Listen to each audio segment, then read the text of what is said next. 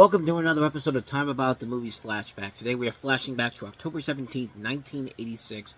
We've only got 3 films to look at today, but we have the biggest one to start off with here, and that is, of course, Tom Cruise and Paul Newman returning in his role from The Hustler in the sequel to The Hustler, The Color of Money from Martin Scorsese.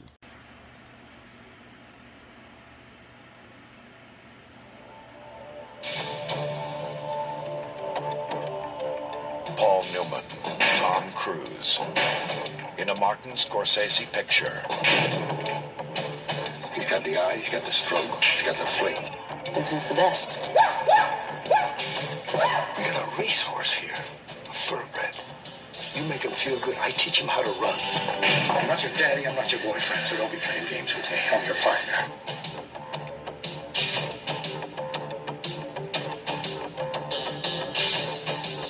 I love this.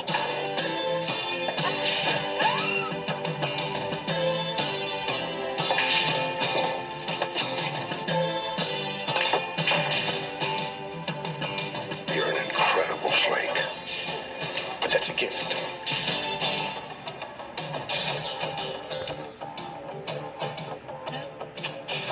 I made money. I lost money. Wait. Come fix it. I got half of me that says I got a hold of the best thing that I ever seen, and half of me that says it just ain't worth it. Why'd you take a walk? $500 says you choke right now. You used me. Yes, I did. I'm gonna leave. This is Fast Eddie Felson. Who the hell are you? 25 years ago, I won my share of medals. But it was over for me before it really got started. I'm hungry again. See some heavy legend action. I won his best game. You want my game? You couldn't deal with my game, Jack. You're outmanned. I'm gonna beat him, you know. What makes you so sure? Touchstone Pictures presents You smell what I smell. Smoke? Money. The Color of Money.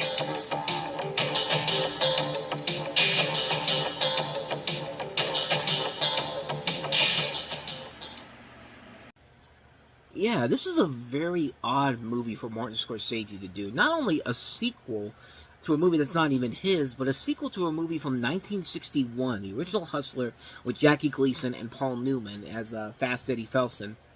And, he's back in this movie, of course, and he has Tom Cruise as playing his pool hustler. It also features Mary Elizabeth Mastrantonio as the girlfriend of Cruise's character, of course, you know her from Scarface. And it follows the trios. They hustle pool halls and make their way to a 9-ball tournament in Atlantic City. Now, this was Tom Cruise coming right off the blockbuster success of Top Gun from that summer, and on a level, it's a good movie. I'll put it this way: it reminds me a lot of the movie Cocktail. Cocktail was not the best movie overall, but, story-wise it was not great, but there's just so many memorable moments in that movie that you take from that, from the soundtrack to the way the film looks. It's a really it's a really fun-looking film overall. This one has a lot of that, too. There's a lot of cool, slick-looking shots of the pool table when people are playing pool that, in a movie like this, it's cool to see Scorsese going down that route with that, but at the same time, though, you kind of expect a little bit more from him, per se, and in some way, shape, or form, this does turn into some kind of a sequel that doesn't really need to exist overall. But to be honest, if this movie didn't exist, Paul Newman probably would have never won an Academy Award, since this was the one he won the Oscar for, which, even then, some people would consider that to be a body of work Oscar overall, not really one that is truly worthy of his performances. He's good in the movie. He's really good, but there were so many other great Paul Newman movies where he should have won the Oscar for this, but as Tom Cruise is concerned, he's alright in this. He's not spectacular. He's nothing too amazing in this. He and Mary Elizabeth Mastrantonio have some good chemistry to them.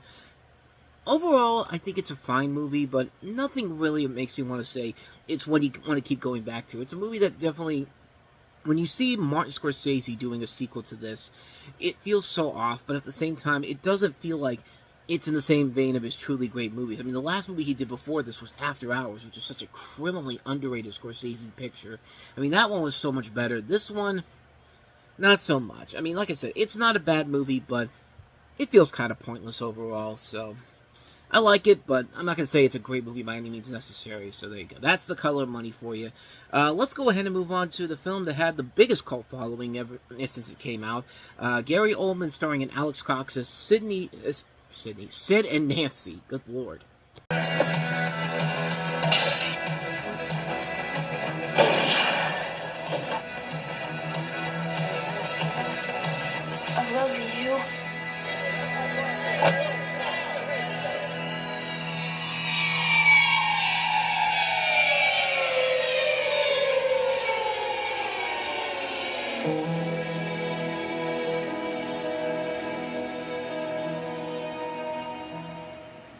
A movie so memorable that I can't even remember the damn title of it. So what do I know? But yeah, this movie definitely has gone on to have a massive cult following since it came out, because this was not a big financial hit when it came out originally, but the following that this had, I mean, you could see the style right from the get-go from that trailer alone.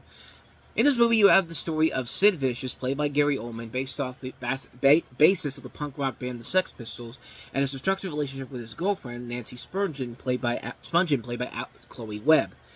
It also features performances by David Heyman, Xander Berkeley, Courtney Love, and this is directed by Alex Cox. Alex Cox before this did Repo Man, and he's also done such films as Straight to Hell, Walker, Highway Patrolman, but really, ever since this movie in particular, there hasn't been anything too noteworthy of him. He did try to do a sequel to Repo Man 25 years later with Repo Chick, which was not that great overall. So this is really his magnum opus film in general.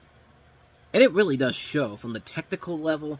I mean, Roger Deakins is the cinematographer on this. I mean, we don't need to tell you much more about why he's such a great cinematographer.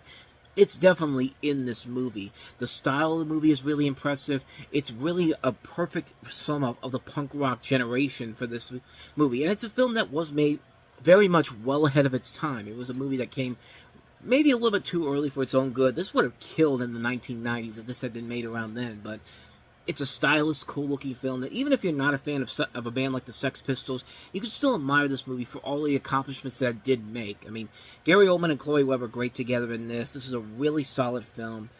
It just works all across the board. It's a magnum opus. It's a great film. What do I gotta say, man? I mean, Sid and Nancy, a classic movie on every way, shape, or form. So take that for what you will. So with that said, let's go ahead and move on to our last movie that we have here on Box Office Mojo. It's called The Gospel According to Vic, but the movie is actually called Heavenly Prophets. Just wants to be a good teacher, but his colleagues think he's a menace. To his pupils, he's a miracle worker, and now he's about to fall in love. Do I look out of place? Can you tell I'm an unbeliever? What are you doing here? Well, I was following you. I wanted to apologize. This is not a new problem. This is something certain that we all do, isn't it? She's looking at him just like, bitch, don't look at me. You've got your own problems. But, yeah, this movie, it's Heavenly Pursuits, by the way, not Heavenly Prophets. Heavenly Pursuits is what it's called. It's what it's called in some areas, but on Box Office Mojo, it's called The Gospel According to Vic. But, regardless, this is a Scottish comedy film which stars Tom Conti, Helen Mirren, and David Heyman, and it follows a teacher at a Catholic school, played by Conti, whose students are searching for 2 more miracles that would promote the late Edith Semple to sainthood. A non-believer himself, the teacher's skepticism is challenged when he becomes involved in seemingly miraculous events. And that's really all I got for you on this one here. I have never seen this movie, so I can't really say if it's any good or not. Tom Conti, of course, you remember him from such films as Whose Line Is It Anyway? He was in that Broadway version of that. He was also in Merry Christmas, Mr. Lawrence.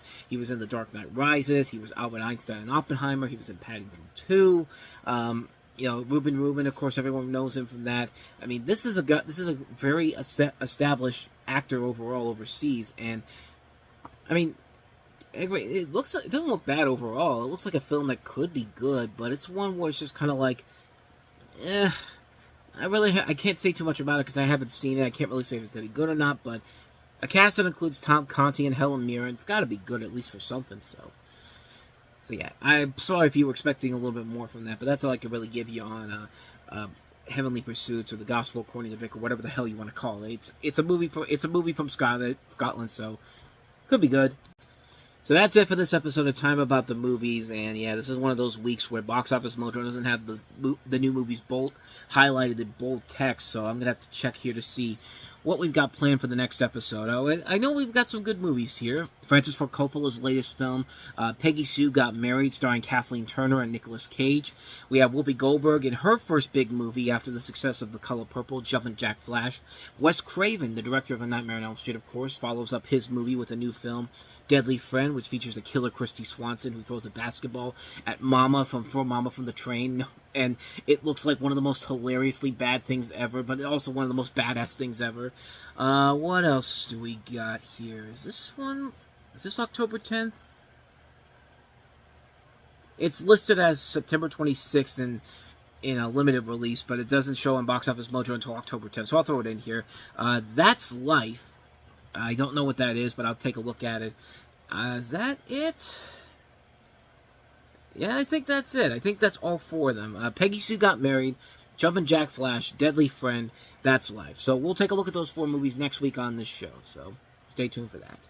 With all of that said, though, thank you so much for watching this. I hope you enjoyed it. If you did, hit the like button, subscribe button, notification button, and check out our playlist and check out the last episode we did. So with all that said, I will see you guys next time. Until then, thanks for watching. I'll see you next time. Take care.